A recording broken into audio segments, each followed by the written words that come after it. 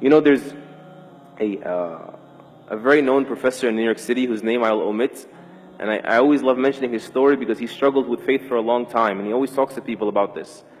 And he was an atheist, and he came back to Islam, and he says, I read a line for Muhammad Iqbal, and it just shut me down. And all my research was finished, and I said, there's no running from this.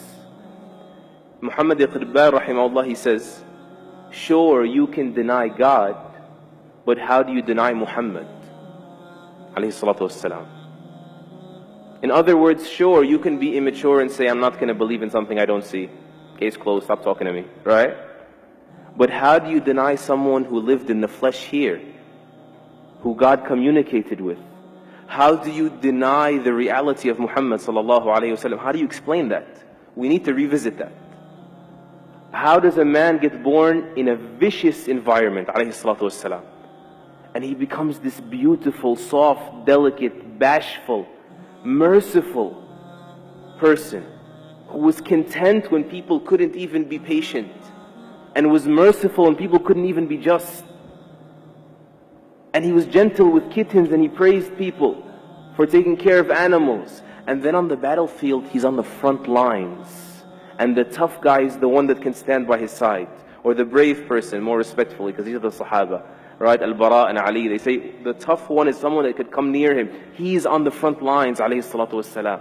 How do you explain someone who's like that, of valor, and then he stops the army, as Ibn Mas'ud says, or he says we were on a travel, and he says, who scared this pigeon regarding her babies? Who took the babies away?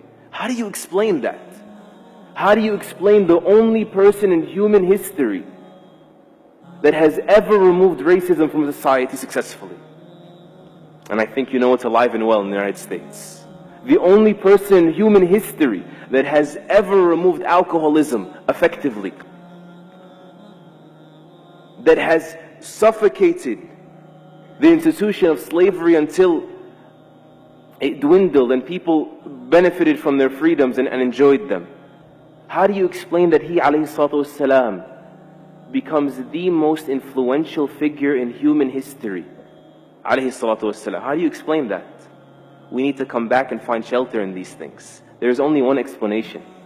There's only one logical explanation.